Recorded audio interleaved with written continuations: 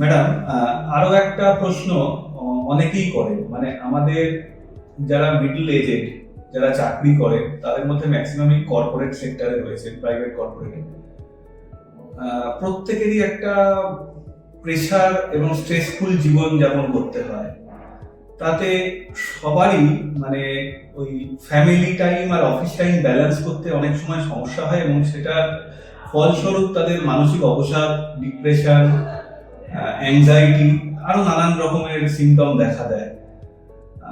আবার at the same time কেউ মানতে চান না যে তাদের সমস্যাটা হচ্ছে, মানসিক সমস্যাটা হচ্ছে। তারা মানসিক ডাক্তারের কাছে যেতে চান না। ওটা মানুষের মধ্যে একটা ভয় আছে যে ওই ডাক্তারের কাছে গেলেই হয়তো আমাকে এমন কিছু বলবে বা এমন কিছু করবে যেটা সবাই একটা লেভেল এঁটে দেবে যে আমি মানসিক বিকারগ্রস্ত।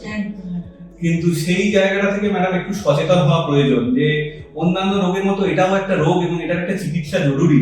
সেই জায়গাটা এবং এই স্ট্রেসফুল লাইফে থেকেও কিভাবে ভালো থাকা যায়, যদি আমাদেরকে দু একটা টিপস দেন। নমস্কার, আমি মহুমা সেন।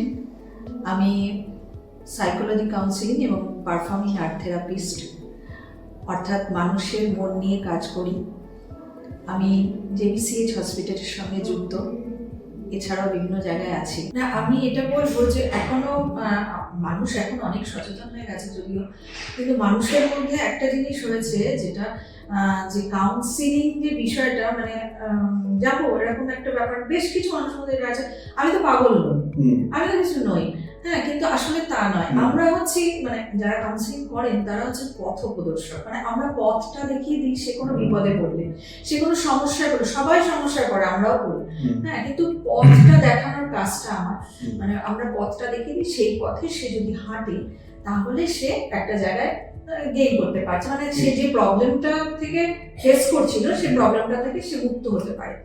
তাই কর্পোরেট হাউসের প্রবলেম হচ্ছে এখন যেটা হচ্ছে আর কি, বর্তমানে বেশি দেখা দিয়েছে। তার কারণ হচ্ছে যে আমাদের যত প্রাইভেট সেক্টরগুলো আছে না, তার কোনো চাকরি নিশ্চয়তা নেই। কারণ আমরা সামনে করোনা দেখেছি, করোনাতে প্রচুর মানুষ ছাঁটাই হয়েছে, প্রচুর মানুষের কাজ চলে গেছে, যথারীতি আমাদের মধ্যে একটা ভীতি তৈরি হয়েছে। সেই কারণে আরো বেশি করে এটা দেখা যাচ্ছে যে আমার যদি চাকরি চলে যায়, কারণ তার কারণ হচ্ছে যে একটা কর্পোরেট হাউসে তার একটা সে সেই রকম পরিমাণ মায়না পাচ্ছে, তার লাইফস্টাইলই আলাদা। সেই রকম ভাবে সে যদি না চলতে পারে, তার ছেলেমেয়েরা অনেক হয়তো বড় স্কুলে পড়ছে, এখন স্কুলের খরচও অনেক, সব মিলিয়ে সে সবসময় তার মাথার মধ্যে আছে কালকে হয়তো আমার চাকরিটা নাও থাকতে পারে। কারণ এরকম বহু জায়গায় দেখা যাচ্ছে যে উইদাউট নোটিশে কিন্তু তাদের লাইফস্টাইলটা তখন তাদের বার্ডেন রয়ে গেছে। এবার তখন সে কি করবে? হয়তো সে ফ্ল্যাট কিনেছে, বিশাল ফ্ল্যাট, তার লোন হচ্ছে, যথারীতি সে তখন অ্যাংজাইটি, ডিপ্রেশন এসবের মধ্যে চলে যাচ্ছে। এবার যখন মানে তখন সে নয় ফ্যামিলি থেকে মানে পালাতে পারলে বাঁচে, এরকম একটা ব্যাপার হয়ে যাচ্ছে, নয় তার প্রবলেম তৈরি হয়ে যাচ্ছে। এই যে বিষয়গুলো, এই বিষয়গুলো কি হবে, এটা যখন মানুষ কাজ করে তখন তো বুঝতে পারছে না। কারণ হচ্ছে সরকারি চাকরির সঙ্গে এই চাকরি সম্পূর্ণ আলাদা। কারণ সরকারি চাকরি যাওয়ার আমার কোনো ভয় নেই, কিন্তু প্রাইভেট সেক্টর যখন তখন বন্ধ হতে পারে, যখন তখন যা খুশি হতে পারে, তো যথারীতি ডিপ্রেশন, অ্যাংজাইটি আসবে। এবার সেইগুলোকে আমি কিভাবে ওভারকাম করবো? হঠাৎ করে আমি যদি ভাবি যে আমার যদি চাকরিটা চলে যায়, কালকে যদি চলে যায়, কালকে যদি চলে যায়, এরকম যদি সবসময় হতে থাকে, সে নার্ভের পেশেন্টও হয়ে যাবে এবং নানা রকম রোগ তৈরি হবে তার সঙ্গে। সেই কারণে আমার মনে হয় সেই সময় যারা কাউন্সিলিং করেন তাদের কাছে আসা উচিত এবং পরামর্শ নেওয়া উচিত, সেখান থেকে আমি কিভাবে ওভারকাম করবো, এটা বিশেষ জরুরি।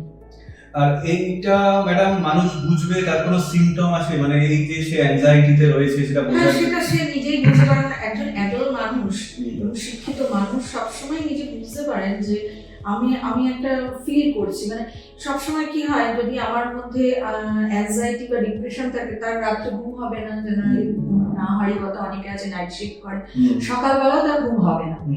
নাইট শিফট যে করে আসছে তার সকালে ঘুম হওয়া উচিত, কিন্তু তার সকালেও ঘুম হবে না। দেখা যাবে যে ঘুম মানে চোখে ঘুমটাই হয়তো উড়ে গেছে, মানে সে সবসময় ভাবছে। এবার ভাবতে হবে কি হবে, অনেক সময় মাথা ঝিমঝিম করে, অনেক সময় সে মাথা ঘুরে পড়েও যেতে পারে। এরকম নানা রকম সিমটম আছে। এসব সিমটম গুলো তাদের মধ্যে যদি হ্যাঁ, অনেক সময় হয় যে গা হাত পা কাঁপছে, হাত পা কাঁপছে, হাত পা ঘামছে, লিখতে গেলে হাত কাঁপছে, এই সিমটম গুলো প্রথম হচ্ছে ভাবতে হবে এগুলো অ্যাংজাইটি থেকে আসছে কিনা। হ্যাঁ, এবার একজন কাউন্সিলিং এর যদি কারো কাছে যান, যিনি কাউন্সিলিং করেন, তার কাছে গেলে পরে সে বুঝতে পারবেন। তারপরে যদি তার অন্যরকম রোগ হয়, তখন তো আমাদের ডাক্তারবাবুরা আছেন। এটা খুব মানে এটা নিজেকেও বুঝতে হবে বা বাড়ির লোককে বুঝতে হবে। বাড়ির লোককে বোঝাটা একান্ত জরুরি যে আমি যার সাথে থাকছি সেই মানুষটা সুস্থ তো, সেইটা তাকে ভালো করে বুঝতে হবে। হ্যাঁ, এইটা আমি বলবো যে সমস্ত ফ্যামিলিতে সমস্ত কিছু যে আমার পাশের লোকটা ঠিক আছে কিনা সেটা তার পাশের লোককে বোঝাও, ভীষণ জরুরি। এইটা ভীষণ জরুরি। মানে আমি তাকে খালি প্রেশার ক্রিয়েট করে গেলাম এবং কোনো কিছুকে সে হয়তো বলছে আমার মাথাটা ঝিমঝিম করছে, রাত্রে ঘুম হচ্ছে না, আমি গুরুত্ব দিলাম না, ও অ্যাসিড হয়েছে, ও অমুক হয়েছে, তমুক হয়েছে, কিন্তু না, সব বিষয়টাকে আমাদের গুরুত্ব দিয়ে দেখতে হবে যে আমার পাশের মানুষটা ভালো আছে তো, তাহলেই আমরা সবাই ভালো থাকবো। অনেক ধন্যবাদ ম্যাডামকে এই মূল্যবান বক্তব্যগুলো আমাদের সাথে শেয়ার করার জন্য। Thank you madam.